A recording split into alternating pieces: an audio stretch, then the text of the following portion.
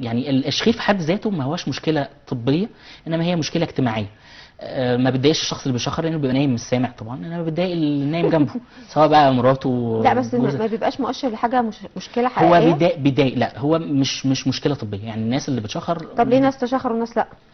ما هو ده معنى ان في شخير، معناها ان في مشكله في منطقه البلعوم ومنطقه الحلق، مخليه الهواء اللي المفروض يخرج بسهوله و طب ما معنى كده ان في مشكله برضه؟ في مشكله، بس دي مش مشكله طبيه، يعني ملهاش تاثير على صحه الشخص. والله ملهاش تاثير على الصحه، انما اللي ليه تاثير على الصحه لو بيحصل توقف ولا ان هو ولا ان هو مؤشر لمشكله كبيره ممكن تاثر على الصحه. لا، توقف النفس اثناء النوم هو المشكله الصحيه طبعا. ده ممكن يودي بحياته، لكن انا اقصد اقول ان الشخير في حد ذاته كعرض مش ممكن يقول لنا ان في مشكله خطيره الناحيه الثانيه. لو كل شخص عنده توقف في النفس اثناء النوم بيشخر. انما مش كل شخص بيشخر عنده توقف للنفس اثناء النوم. ففي ناس صحيين. طب لو ان هي اجتماعيا مضايقاها مثلا، طبعا لازم طبعا تعالجوها ازاي؟ العلاج بتاع الشخير مش علاج دوائي، هو علاج جراحي. علاج جراحي. احنا الاول المفروض لازم يتم تقييم الشخص علشان من الناحيه يعني نقيم الشخص كله، طوله، وزنه، مساحه عرض الرقبه قد ايه، وبعدين كشف على منطقه الحلق، اخبار اللوز وسقف الحلق والوهايه، يعني لازم الاول ياخد كشف كويس قوي. طب الجراحه ايه؟ فحص. الجراحات بتختلف على حسب تقييم الشخص ده. اولا المشكله فين بالظبط؟ المشكله فين، وبعدين في حاجه اسمها اختبار معمل النوم. الشخص اللي بيشتكي من شخير او شخير وتوقف النفس اثناء النوم، وانا بنصح كل الناس مفيش حد يخضع لجراحه علشان يعني الدكتور ينصحه بانه يعمل عمليه لعلاج الشخير او شخير وتوقف النفس اثناء النوم قبل ما يعمل الاختبار ده، اختبار معمل النوم. الاختبار ده بيروح فيه لمكان مجهز، بينام فيه 24 ساعه، بينام فيه 24 ساعه، وبيسجلوا بقى كل اللي بيسجل كل حاجه، عدد ضربات القلب والضغط ونسبه الاكسجين في الدم قد ايه، وبتسجل. ودي النقطه المهمه، النفس بيتوقف ولا لا، طبعا. وهل النفس ده بيتوقف علشان خاطر هو عنده انسداد في منطقه الحلق والبلعوم ولا هو بسبب تاني.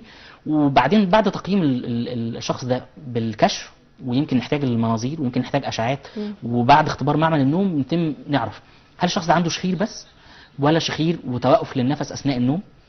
في ناس بتتضايق جدا من موضوع الشخير ده، فلازم ان احنا نجاوب عليها بشكل يعني كافي وافي يعني. الشخير علاجه علاج جراحي، ونسبه النجاح فيه كبيره قوي، ممكن توصل ل 80%. جراحي بقى بيبقى فيه ندبات ولا بتعملوها بمنظار ولا ايه؟ لا، بتتعمل من خلال الفم يعني. غالبا يعني المساله بتتضمن استئصال للسن اذا كان حجمهم كبير، استئصال اللحميه اذا كانت لسه موجوده، علاج المشاكل في الانف لو كانت بتشارك في الحكايه ده، استعدال الحاجز الانفي واصلاح القرنيات بتاعه الانف، استئصال جزء من سقف الحلق ومن الوهاء اللي هي المنطقه اللي بتهتز اللي بتعمل الصوت بالظبط. لو عندك استعداد بقى تعملي العمليه مدام مديحه اعمليها، وما عندكيش استعداد هم يستحملوه بقى، يعني هو يعني لازم الناس تستحمل بعضها يعني. انا زوجتي بتشخر حضرتك يعني، وعامله لي قلق يعني، كل شويه اصحيها. استحملها يا استاذ احمد، ايه المشكله يعني؟ ما حضرتك برضه بتشخر وهي بتستحملك. تدخلها عشان زوجها بيشخر حضرتك. دي مشاركه وجدانيه. مشاركه وجدانيه، ايوه. يعني بتزعجك للدرجات دي يعني يا استاذ احمد؟ بجد والله. هتعمل عمليه يعني، انت موافق؟ ايه؟ هي ممكن تعمل عمليه، موافق؟ موافق. مسلمها يعني. هو موافق يعمل عمليه ولا لا؟ هو طب وانت في المقابل؟ انت في المقابل بتشخر ولا لا؟ حضرتك موافق تعملها انت لحالك لنفسك؟ لا، هي العمليه بس عشان ما نقلقش الناس، ما هياش حاجه خطيره. لا بس انا عايز اعرف الاجابه، انت موافق تعمل عمليه ولا لا يا استاذ احمد؟ يعني ما يضرش في حاجه يا فندم. كل الرجاله بتشخر فعادي انت مش هتعمل عمليه، ده الطبيعي بتاعكم يعني. انا بشكرك جدا يا استاذ. انا بقول احنا في مجتمع ذكوري محدش يصدقنا يعني. الشخير بتحللوا لحالكم عادي، الرجاله يعني دي هيبه كده ويحسوا انه في راجل في البيت، لكن الستات لا، غلط خالص انها تشخر ولازم تعمل العمليه. انت لو حضرتك كنت متابعنا شويه من قبل، بس هو ممكن يكون كان على التليفون فما كانش سامع.